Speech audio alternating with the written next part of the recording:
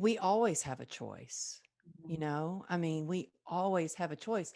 And once we take a look at what's going on in our lives, I mean, yeah, things don't always go as planned. Um, Definitely things don't always go as planned, but we always have a choice in how we're going to respond to something. And so once we realize that, we do take our power back. It is immediately empowering.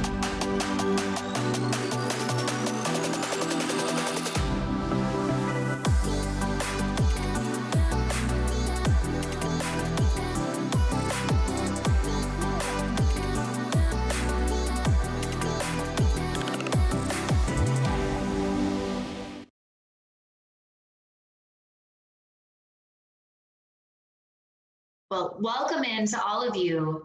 We are here today with Amberly Lago talking about Flourish or Fold, stories of resilience, allowing well-known people to tell their lesser well-known stories about resilience. And what a treat it is to have with us today Amberly Lago, my friend, my role model, my fellow warrior and queen in resilience. What an honor to be Oh speaking. my goodness. I was just going to say, no, I always call you the resilience queen. So it's so funny that you say that. I love you. Thank you for having me. I'm excited. I was just so excited to get to see you. So thank you for having me. Yes, yes. Well, thank you for being here. I know you've been incredibly busy in these last couple of months. In fact, if I could just do a little bit of horn tooting, if I may, on your behalf. We were just talking before we started recording that your podcast, True Grit and Grace, is in the top 1% on Apple of downloaded podcasts. I know it's crazy. And you know what? I think it must be because you were on the show, Dr. Taryn. Well, we were talking before, and I was so into just making sure I was getting an interview out every week and doing my best, but just showing up consistently and no matter what, every week. And I didn't even realize that my podcast was ranked global top 1% on Apple until a really good friend of mine who actually kind of introduced me into podcasting. She called me and sent me a picture and a link. And she's like, girl, your podcast is top 1%. I'm like, what? What? Yeah, because sometimes I think for me anyway, if I get caught up in numbers or, how many book sales or how many downloads or any of that, I can get all stuck in my head and I can my inner critic comes out and I start saying, oh, I should just give up. I'm not good enough. Like all those things. I don't know if anybody listening to this ever has that mean inner critic, but mine's pretty mean. And I just I'm just going to stay in my lane and just show up and do the best I can. And I think that consistency obviously pays off. Well, clearly it does. And I'll tell you, one of the reasons that I also I don't focus on, I mean, the numbers and the analytics are important, right? Like we need to pay our bills, we need to have the right amount of money coming in. Mm-hmm. It's really easy though, this day and age, especially with likes and followers and downloads and all the things, to like get really hung up on the numbers. And for me, at least, what I recognize is if I start to focus too much on those metrics, it can, first of all, derail me, like you said, bring the inner critic out and things. Mm-hmm. And also, I think it's easy to get, or at least for me, it's easy for me to get hung up or start to get sidetracked mentally about like, what does success look like? Mm-hmm. And not focusing on those things helps me stay focused on the vision and the mission rather than just being hung up on like followers and comments and downloads. Yeah, I think so. And I think that if you're caught up on just that, or, I'll be successful or I'll be happy when I get Mm, to 100,000 followers, or when I get to over 100,000 downloads or a million downloads or a million, or whatever that number or you're telling yourself is success or happy. I think that in my experience anyway, when I have gotten to that point, it's like, and that's what I was focused on. I'm like, okay, well, that I reach, okay, I got verified on Instagram. Well, that's good, but doesn't really feel any different.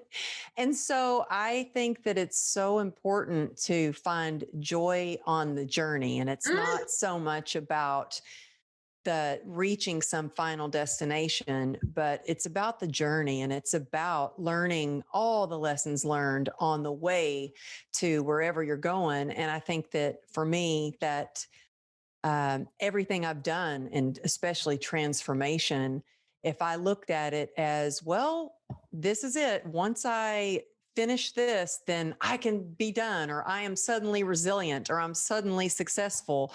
That's never worked out for me. I just have to know that, there's always something to learn. And it's easy to get caught up in comparison, with numbers and stuff like that. And there's always going to be somebody better, have more numbers, have more money, be smarter, be better looking. And there's always, so I just like, I try to stay in my lane. And when I see someone that's done really well, I look at that as inspiration, and I change my thoughts to, oh, wow, they have really done well for themselves. That means that I can do that too. If they did it, mm, so can I. And that mm, helps me just, okay, be grateful for where I am and keep learning and continuing to go move forward each and every day. mhm. That's so powerful, Amberly. It's I have a lot of favorite things about you, let me just say, but that is one Oh, of a long list of favorite things that I have about you. Uh, you are so amazing at really calling out everyone's strengths and seeing the good in people, and not, feeling threatened or a sense of envy or social comparison, which is so easy, to fall into, right? And especially, I'll say, for us as women, that oftentimes we see another woman. I'll speak sort of like I can't speak for all women, so I'll say for me, I check myself if I see someone who walks into the room and I think, oh, she's more attractive than I am, or more accomplished, or something. And rather than seeing that person as, competition, right, to see that woman as my co-collaborator. What can I learn? How can I highlight her? How can that rising tide, how can we all benefit from our collective strengths? But that doesn't, that's not easy, and I don't think it comes naturally to a lot of people. How are you able to do that in such a phenomenal way? oh, well, thank you. I just think that I didn't know what this was, really, to be completely transparent. I didn't even know what this was, but I've had several people say, wow, you have a mindset of abundance. And I Mm, had another friend, my friend Catherine Gordon. She was on my podcast with her husband, John Gordon. They've written several books, but I was interviewing them for their book, Relationship Grit. And Catherine and I we talk all the time. And I've referred her for a speaking event. And she was like, wow, Amberly, you really are the kind of person that thinks there's enough pie for everybody. Like, there's enough for everybody. And I think it's only human and only normal to compare ourselves. It's human nature. But it's not good when we compare ourselves and then we start doubting ourselves, and it steals our joy. But so what I do is, when I see like, especially a woman that is successful and she's beautiful and she's dressed in all the fancy clothes or whatever, my first thought is, I want to be her friend. Like, how do I get to know her? I want to learn what she's doing. I want to know more about her. I want to see if we can, work on something together. I'm the type of friend that I want all my girlfriends to look really good in a picture. Like I want to make sure they are shining in that picture, because I think that you are who you surround yourself with. So I remember I went to, I won't say who it was, but I have a friend who is she's a TV star, and we went out for her birthday, and we took a selfie, and so she posted it, and she sure like face tuned her face, and I was like, I was there that day, I know what you look like, but she didn't face tune me. And I was like, I don't care, but if you're going to face tune yourself, and at least blur out some of the like wrinkles on me too, so we look like together. And I'm the kind of person that's like, I will be your friend, that I could do that for you. I want you to look good in the picture. I don't want to look better than anybody. I just want to be shoulder to shoulder with people. And I think that in my experience, when I have helped other people, like for instance, if I've referred them for a job, or I've helped them, with the process of their writing their book, or if I've connected them with someone, it I don't do it to get anything from it, but I will tell you, in every way, and in every single time I've ever done that, I have built incredible relationships, and it always comes back to me in some way. And yeah, there's been times when I referred somebody for a speaking event that I was doing. And the event planner, was like, oh my gosh, I have this celebrity speaker now. Thanks for referring her to us. And then she all of a sudden became the person that was highlighted in all the media and stuff like that. And I'm like, okay, well, I'm glad I referred her. So that's happened once before, but it didn't stop me from going into that event and doing the best that I could, and getting out of my ego. I think when we get caught up in our ego, that's when we start to compare, or think that, oh, I don't want to help them because, there might not be enough for me. But if we can just get out of our ego and just do our best to be of service, that's where the magic happens for me. That's where I feel the best. And that's when we can come together, all together, shoulder to shoulder, and we all rise. And so I don't know if any of that helped, but I think that when you can sincerely collaborate with people and support, especially females, I'll never forget. So the first time I met Mel Robbins, we were doing a speaking event. We were doing Powerful You, and I think this was in Salt Lake City. I've done a few of their events, and this one was in Salt Lake City. And I was so excited to meet Mel Robbins. I really admire all she does. And I was backstage talking to her, and she said, Amberly, keep doing what you're doing. We need more female speakers.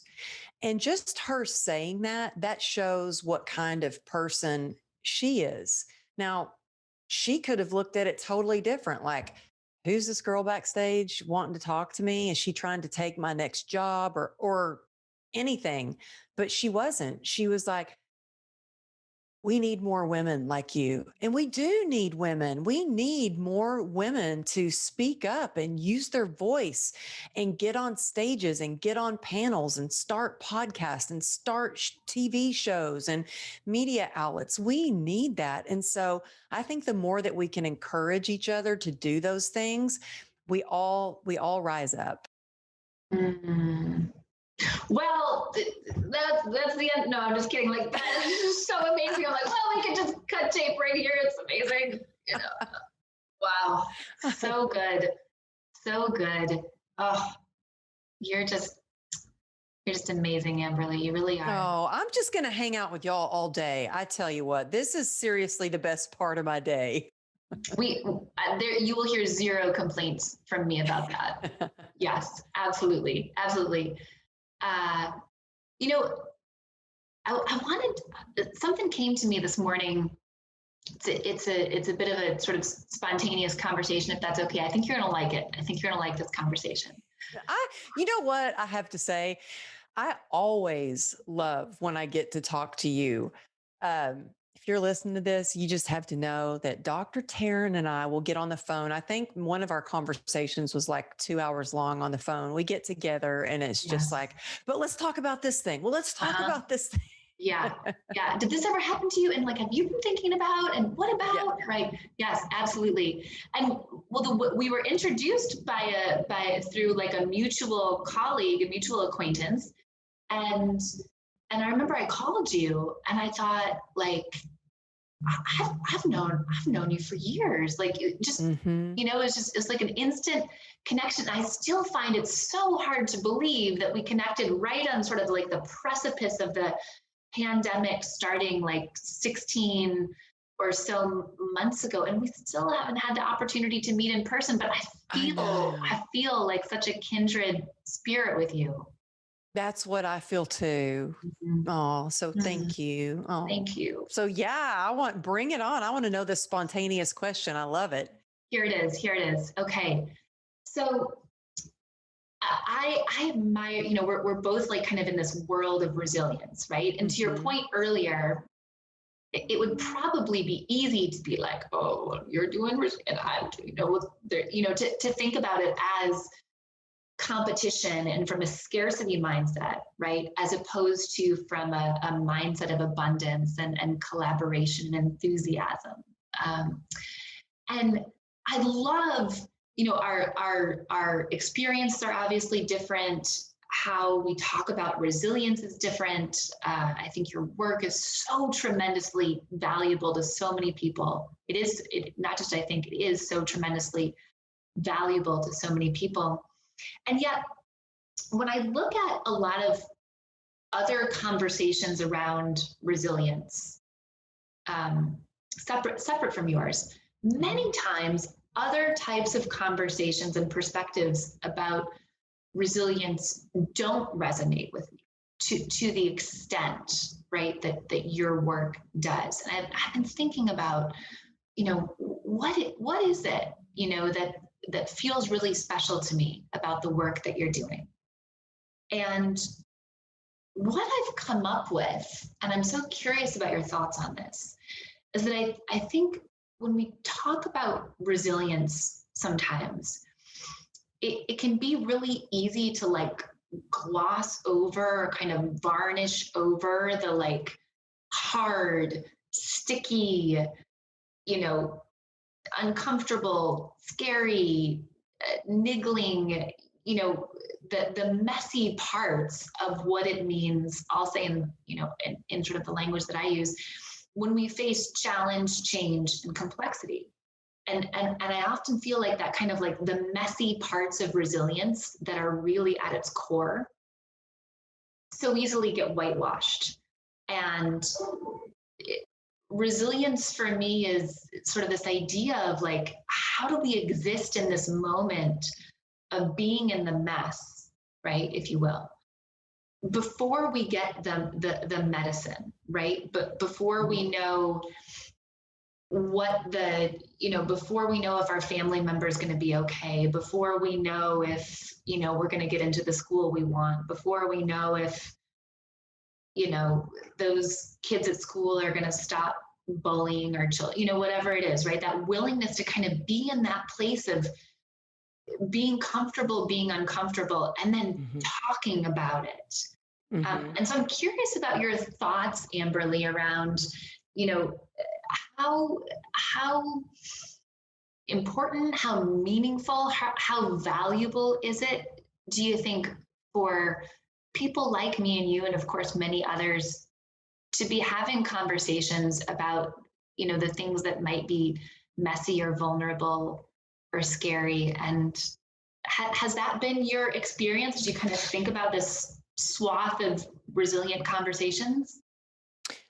Well, you know what? I think that when I was really struggling and at my darkest times, I mean, I went from being this, sponsored by Nike, I used to teach people how to pace themselves for marathons. I had a fitness company and had several trainers that worked for me. and was doing infomercials and fitness videos. And my picture was on vitamin labels when you walked into Rite Aid. And to go from that to lying in a bed and being emaciated, having bed sores, being told, well, we have to amputate your leg. I was really in the mess. And for me, every day when I was in that much of a mess, all I could do was focus on just getting through one day at a time. And that was all hard. And after, 34 surgeries and years of being in and out of the hospital, I was just focused on how can I get through today being the strongest that I can mentally, spiritually, emotionally, physically, in every way. And it wasn't until about a year after the accident that was really the hardest part of my life, because I wasn't looking at the really sticky, as you say, the really difficult, the really hard moments of my life. And I realized in the moment that I hadn't dealt with a lot of trauma that I had gone through as a child being sexually abused. And I thought that I had dealt with it. I'd read some self help books. I had told one therapist, I thought, okay, I've dealt with it. Well, I realized my whole life I had basically been running from it, like literally running. I used to run when I was anxious. I would run when I was sad. I was run when I was happy. Running was my drug of choice, and it released endorphins, and it made me feel good, and it releases those endorphins that combat pain and all that. But I couldn't run anymore. They saved my leg, but I was diagnosed with a nerve disease called complex regional pain syndrome. And the biggest mistake I made was to go Google it, because that was pretty depressing to see all the pictures that came up. And it's dubbed the suicide disease because there's no known cure and it only gets worse. And they're like, yeah, the doctor was like, yeah, you're going to be permanently disabled. Go getting back in your wheelchair. You're never going to walk again. So all these thoughts were going through my head. I could no longer process, run away from the feelings I had about my horrible divorce, from the sexual abuse, from anything that had come up. I just was sitting in the muck, just in it.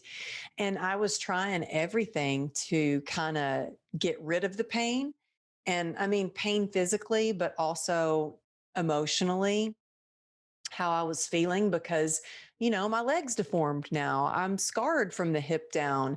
I went from being a fitness model to, oh my gosh, who's ever going to hire me? I'm completely deformed. I'm scarred. I'm damaged goods, like all the horrible things that I would tell myself. And it really wasn't until I got in acceptance, because I was in such denial and I just wanted to do anything to numb out when those feelings came up. So that's when I started drinking, because I'd tried every medical procedure. I'd had Eastern, Western medicine. At one point, I was on 73 homeopathic pills a day and 11 different prescription medications. I had a spinal stimulator where they implant these metal leads into your back. I had spinal blocks, I had spinal radio frequency, and they have to do it when you're completely awake and alert, so they know which nerve they're hitting. So they're going through your back and they're basically like burning your nerve. And you tell them, yeah, that's it. That's where I feel it in my foot. And so all these things, nothing was working. I went back to the doctor and I was like, you know what?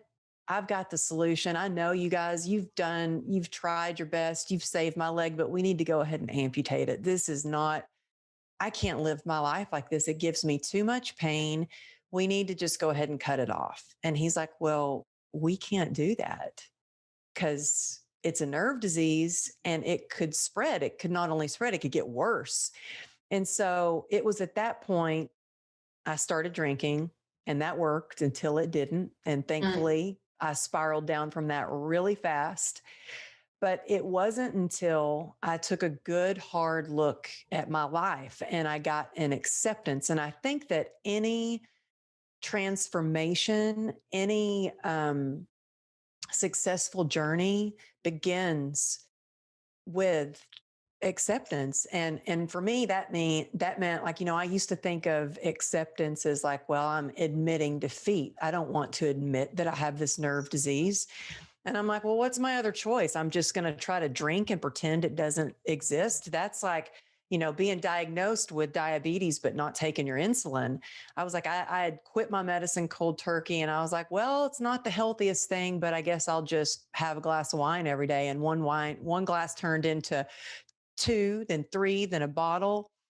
And I got sober, and that's still a journey. But it all started with awareness. And I went from looking at acceptance, feeling like I'm admitting to defeat, to it. Acceptance is, really admitting that we need help and that there's hope and that we can take some steps to make our lives the best that it can be.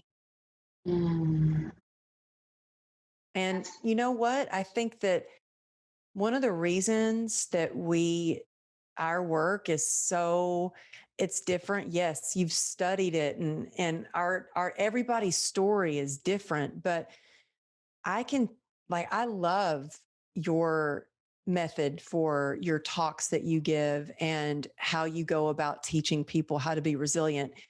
And, I have this method that I used for me, and I started sharing it with people because I thought, wow, well, if it works for me, maybe it'll work for other people. I hope that it'll help other people.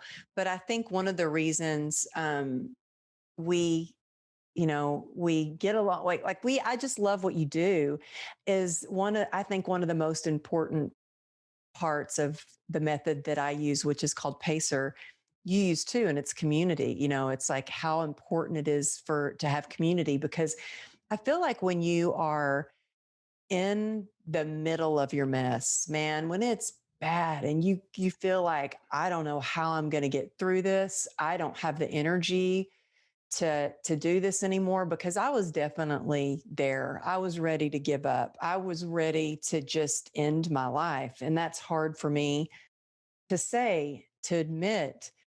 But I share that because I'm sure, a lot of us, when sometimes we think other people, you might not want to share it, that nobody would understand. But what I have found is there are so many people that felt exactly how I felt. And I had really, pain has a way of isolating us. And I had really, my world got smaller and smaller and smaller. I didn't want people to know I was in pain. I didn't want people to know that I had this nerve disease. And, the feelings, I couldn't stuff them down anymore. And I think that when we don't let our feelings rise to the surface and we don't deal with them, it comes out in every aspect of our life, in our relationships, in our career, in the way we love, in the way we lead, in every way. And so, as hard as it was, once I started to be in acceptance and I started to share what I was going through with some people that I trusted, it led me to a community of people. And then that community just got bigger and bigger and bigger. And I think that when we have community, it's powerful. When you know that you're not alone, when you're having a bad day and you're like, well, you know what? I know I'm not the only one. And that goes for, if you're in pain or if you're an entrepreneur and you're leveling up, you're stepping it up to the next level and you're trying to figure stuff out. And, or, like me during the pandemic when my office building completely shut down, and I'm now here in my home office and was like, okay, let me get studio lights. Let me order a ring light.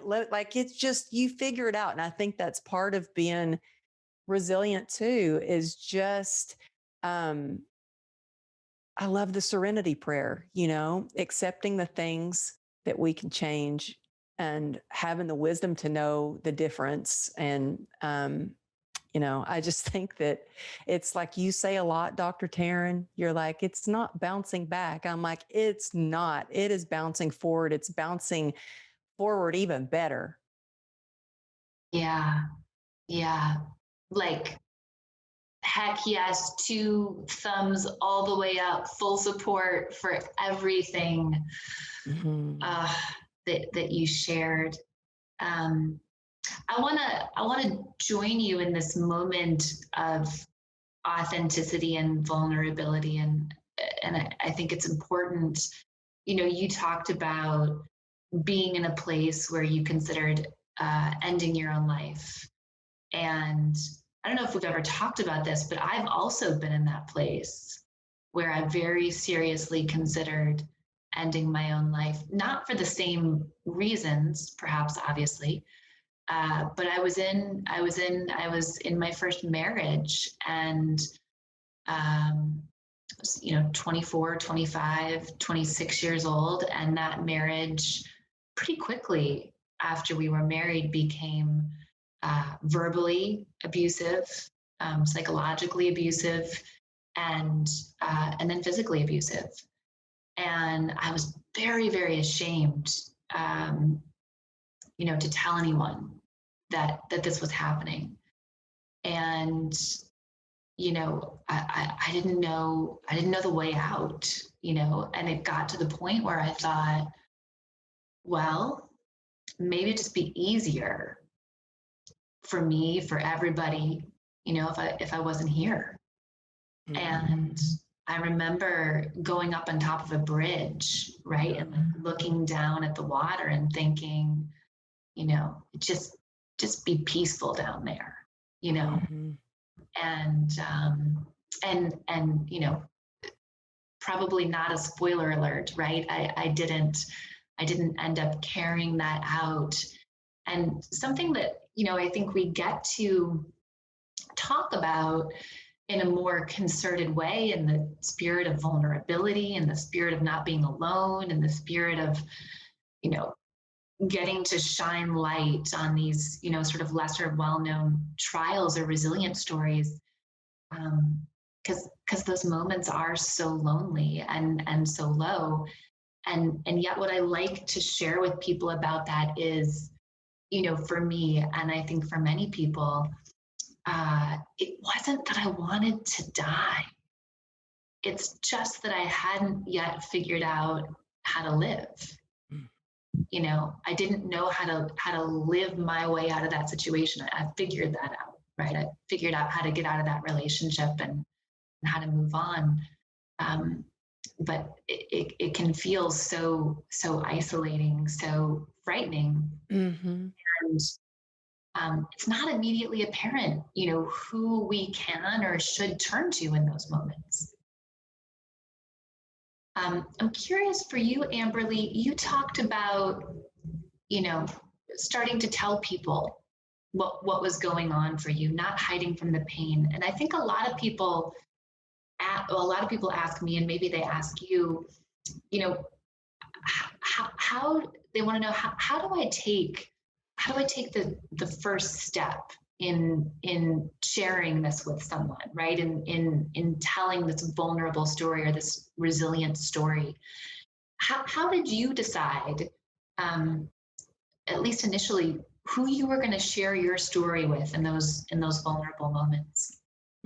Well, thank you for sharing that with me. And I'm most definitely glad you're here.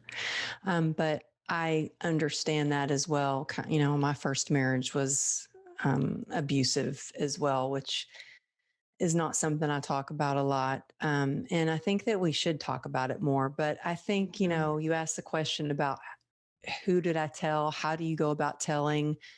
I think for me, I just got to a place where I was so desperate, and I thought, well, here I survived this horrific accident. I made it through 34 surgeries only to slowly be killing myself. Like, this is not the life that I was born to live.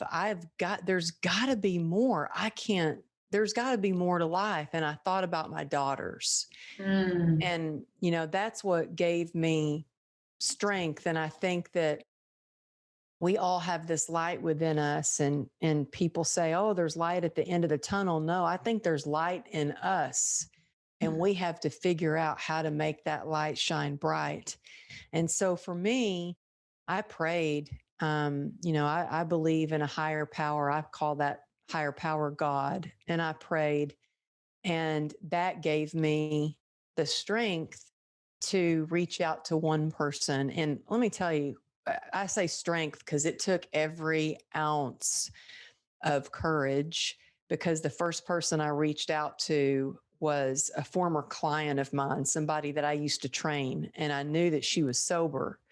And so I chose her to be the first person that I was going to say, "Hey, I think I got a problem. I need help. This pain's too big for me. This is too much for me to bear. Can you help me? What do I do?" And it was humbling, but there's a gift in desperation. And she's like, "Yeah, I'm going to help you. I'm going to take you to a meeting, a 12-step recovery meeting." And then I didn't hear from her.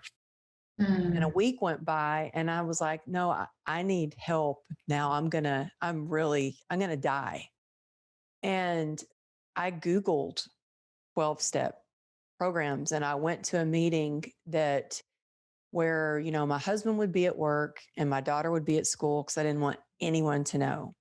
And I was so ashamed. I mean, here I was, this fitness expert. How did a good girl like me end up like this? And I'm married to a cop. And that's skill, let me tell you, when you can pull off that you haven't been drinking in front of a cop. It's like, but he got to the point he would look at me and like, look at my eyes, like, "Let me see your eyes. Let me see your eyes." And I'm just so grateful I don't have to live like that anymore. I felt like it was a double life where I was trying to hold it all together and pretend like everything was okay. But on the inside, I was dying inside. And so, for anybody who is struggling, and it doesn't have to be struggling with, addiction, but let me tell you, addiction doesn't discriminate. And I think a lot of us do things to try to numb out or stuff down pain, whether that's shopping too much or eating too much or dating too much or whatever it is, instead of dealing with our feelings. Mhm. And so I had to be willing to help myself and do whatever I could. So when I first went to a meeting, I heard hope. I heard hope in other women sharing. And I thought, "Oh, wow, they've been through something similar and they've made it through the other side." So I would suggest, if you're struggling with anything, to reach out to someone. And it doesn't have to be a friend. I mean, for me, when I first started admitting that I had CRPS, I started looking up hashtags on Instagram and I started finding people who also were posting about CRPS. Was it depressing sometimes? Yes, because sometimes those people were like really in a bad place and they were stuck in victim, like, I'm the victim. And I would say I really chose to be the victor of my life. And I got out of that victim mentality. And I kept, I thought, instead of thinking, "Why me? Poor me?" I thought, well, okay, what's next? What are my choices? What can I do? And so I think when you start asking yourself those questions, it puts you back in the driver's seat and then enables you to take charge of your life. And it might be hard to ask for help from somebody who might be a little bit too close to you. Like, I remember going to my husband, and I can still tell him sometimes I'm scared about something or I'm worried. Or when I came to him and I was like, "I think I got a problem," he's like, "No, you don't have a problem." Anybody would drink if they had to deal with the pain that you deal with, when they had to deal with, at the same time, I'll just say, and I'm sharing this just so anybody who's going through something, they're like, maybe I don't relate to her, or maybe I don't have the kind of pain. I was going through, my stepmother had just committed suicide. Mm. My younger brother had just been sentenced to he's on death row in Texas. My stepfather left my mom, and my brother he's out on the street, not doing well mentally. And we had a lien on our house. I was out of work, and all these things that felt like too much. I was like, I have a choice here. I can either give in to the despair and spiral down that road of self-pity and depression and cave in, or I can decide right here and today, like I want more out of life and I'm going to do everything I can do to get better mentally, physically, spiritually, in my relationships, in every way. And it's not like I just figured it out and everything's great. I mean, look, it is work. I'm a coach and I have a coach. I sponsor women and I have a sponsor that I meet with every week. I still go to recovery meetings. I have a morning ritual, like I wake up every morning and I make sure I say my prayers. I get grounded. I'm on a thread with 4 other women and we use this app and we write down 10 things that we're grateful for and we share that. And at first I was like, oh, my phone's going off. It's ping, ping, ping. And I'm like, no, it's now when I'm having a bad day, I can look and see what they're grateful for. One of my friends in the group she's getting through breast cancer right now. I'm like, okay, that puts things in perspective for me. So I think it's important to know that you have a choice and just ask yourself, you know, what do I want? You know, how do I feel? And decide to reach out for help, whether it's a friend or a support group or a therapist or a coach, a mentor. Reach out for help. Mm.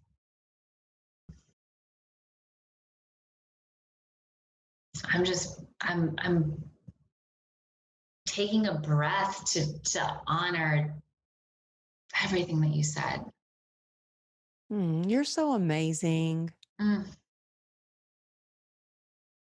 You're so amazing. Mm. You're going to make me cry. You already made me cry. Oh. Oh. Mm. Mm. Mel Robbins was not wrong. No, we need Mm. you. Thank you. Mm. Mm. Thank you for saying that because I get so nervous and I've got like a few big speaking events coming up and I Mm-hmm. haven't been on a real stage in a long time.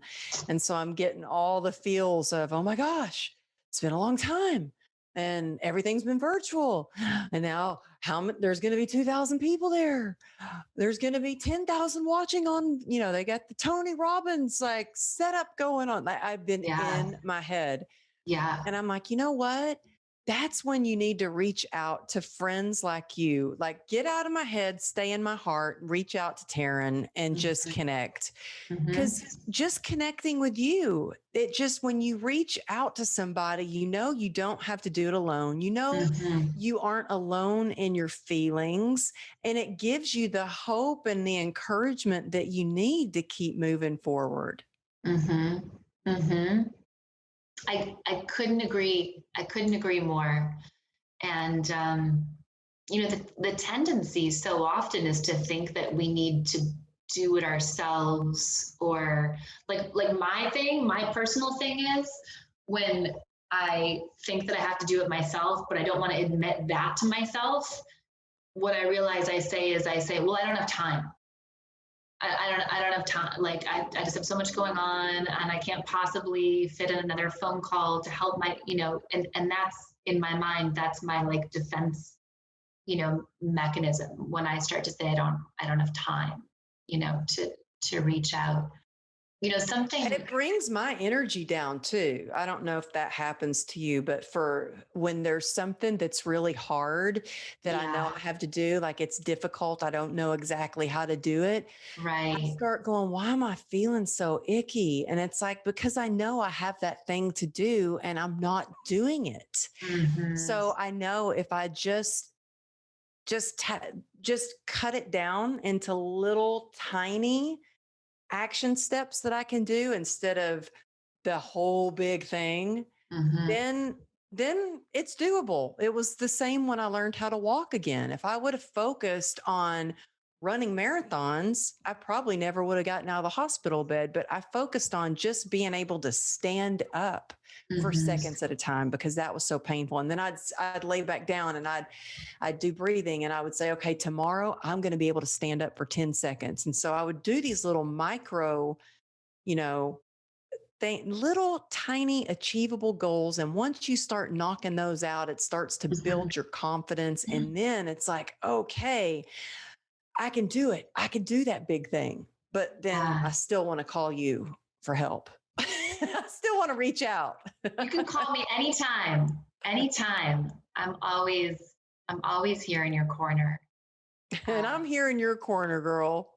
mm, mm, so good. And I know you are. I know you are. I love that.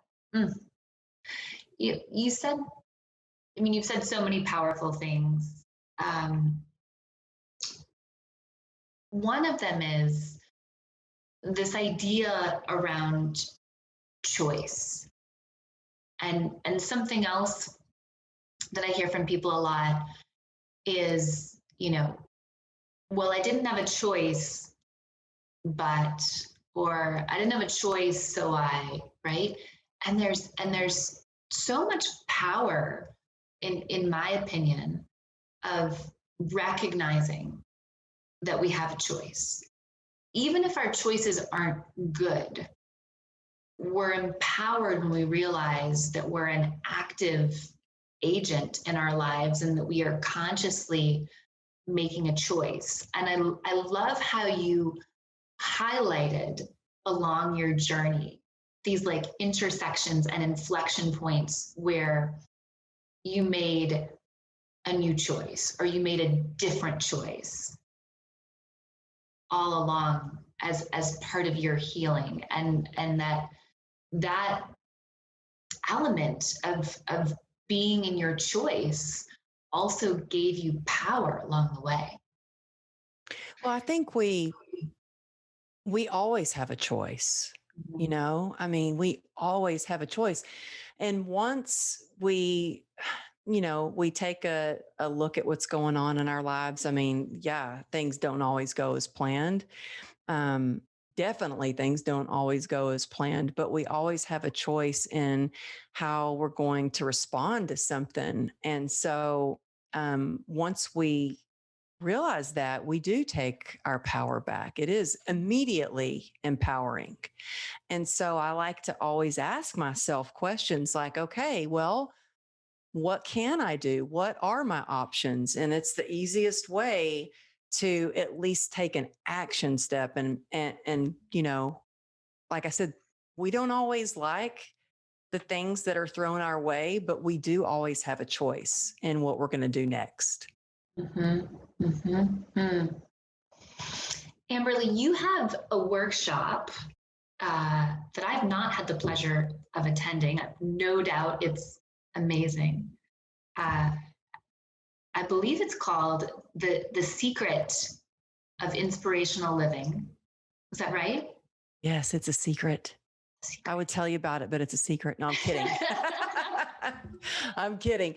No, I do workshops. And you know what's been so much fun is so I've been speaking at a lot of different masterminds, and it's so much fun to get to drop into.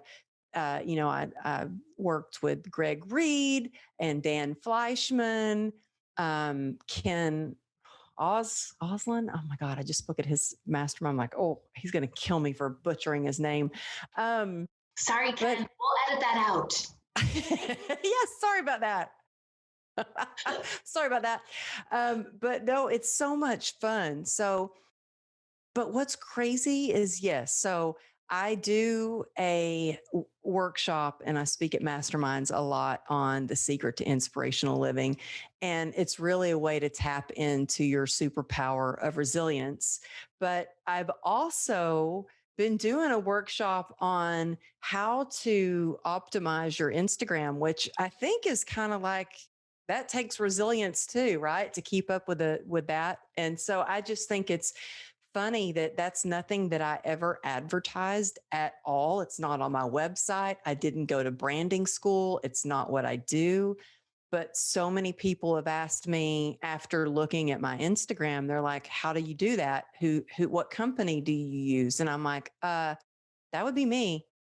If you know anybody good, send them my way. But so I've been doing that. And it does take resilience to keep up with social media for sure. Mhm. But I love doing workshops. I love breakout sessions too. And I really think that the secret to inspirational living is being able to tap into your superpower of resilience. And we all have that ability. A lot of people have said, oh, well, you're just lucky. Or, I've heard things like, well, must be nice or good for you. And I'm like, no, I'm not any different from you or anybody else. And we all have resilience within us. And it's just our ability and our willingness to tap into it. And it's like anything else.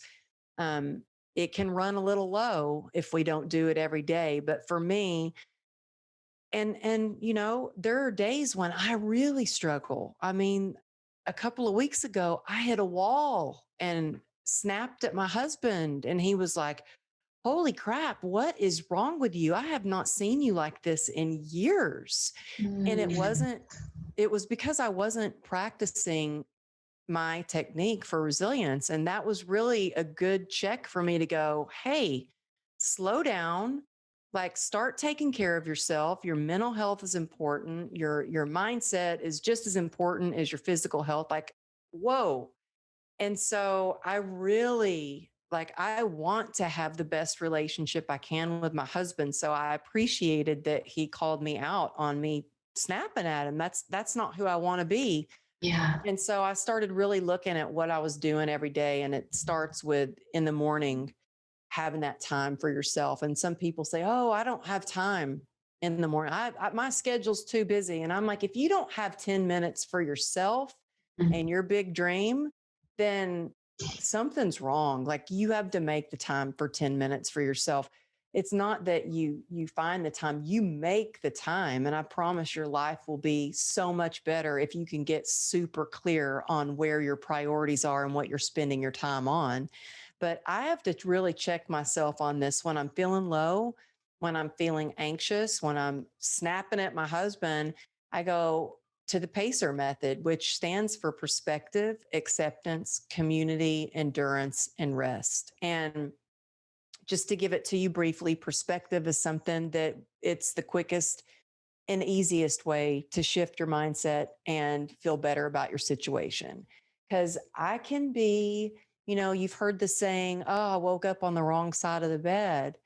I'm like, what is wrong with me? Every morning I've been waking up like cranky, like, oh, I have so much to do. And I shift that to Mm. I get to do so many incredible things. I get to walk over to the kitchen and make coffee because there was a long time I was stuck in a hospital bed and I couldn't even get up to use the bathroom on my own.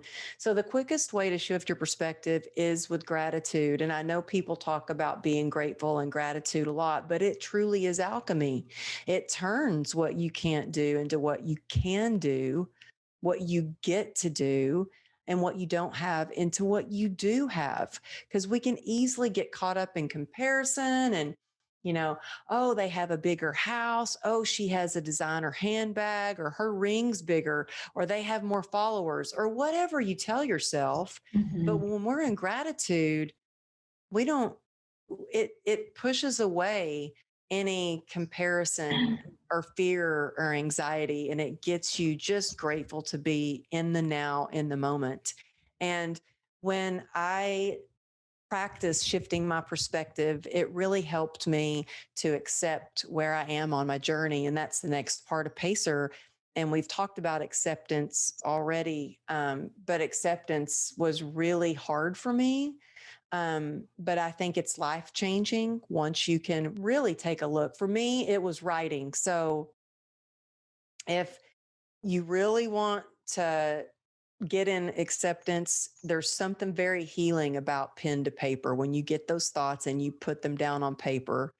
when you say them out loud. So when you talk to somebody and you really tell somebody something, and it also gives you some accountability if you start a practice of writing and you start sharing with someone.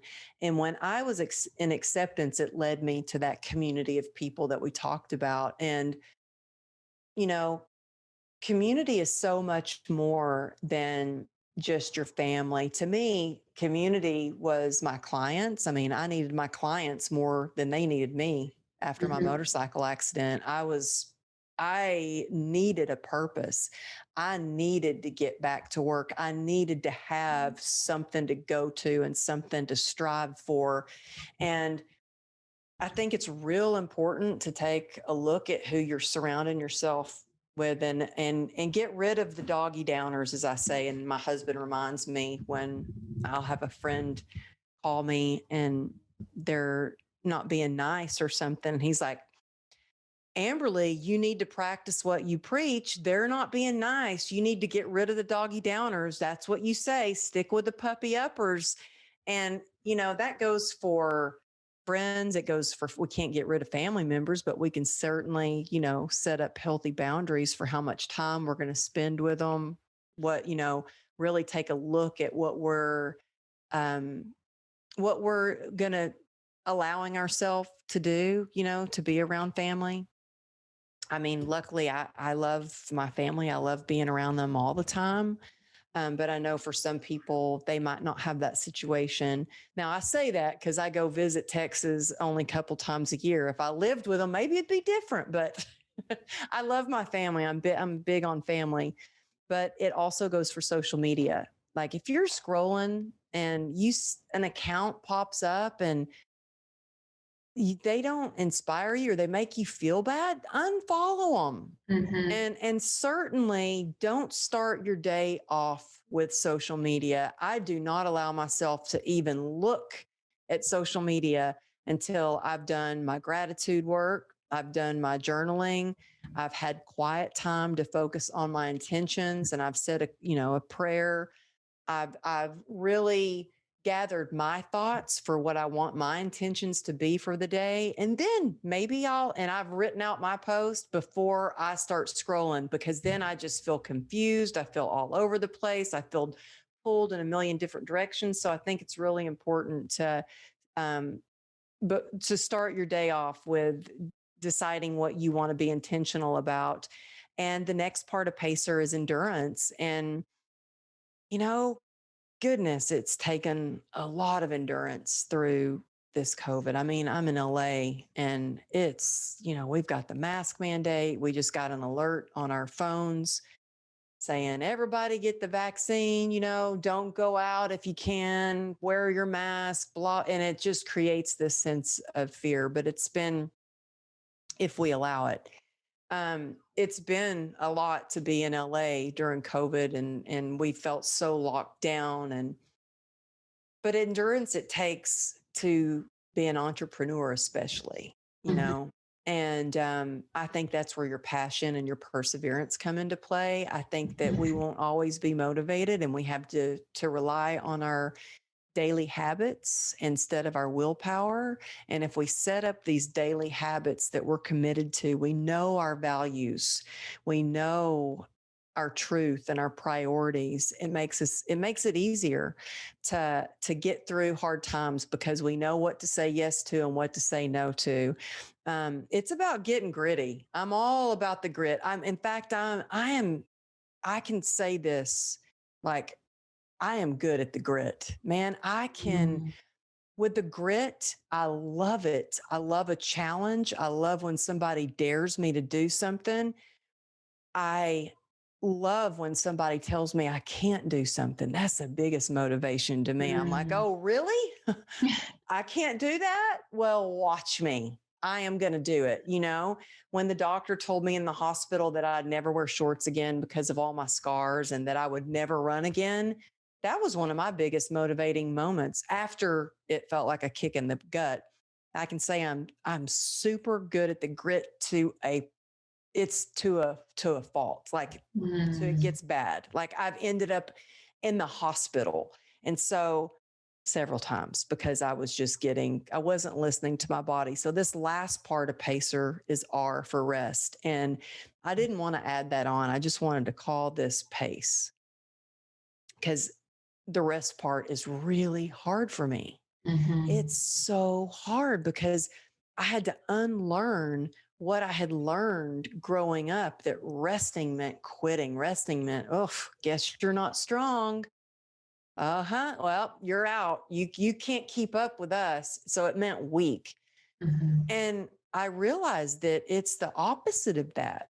If we want to be resilient, we have to rest. We have to sometimes strategically plan how we're going to rest and recover. And it's not some foo-foo like luxury thing. It should be a necessity. And I think about it sometimes, my phone, the battery on my phone sometimes will run out 2 times, like charged to full on dead to charged again to full on dead again. And I'm thinking, I've had to recharge my phone twice today and I'm still going. Something's wrong with this. I need to take a little break.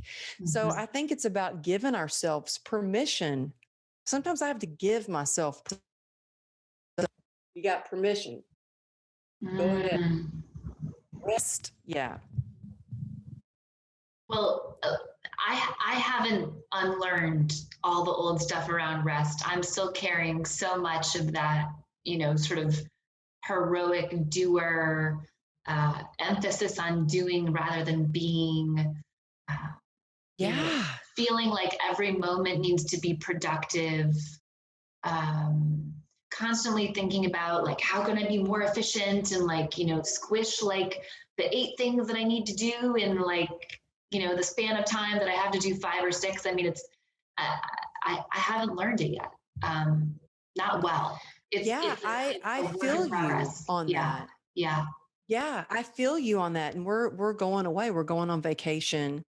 It's the first vacation we've been on in almost 3 years. And I'm really doing my best to get everything together. So my podcast, production is done. So I can go away and maybe unplug. And I'm just saying I'm going to try my best. Not that I'm great at it, but I'm still learning. But I had to take a look at why I had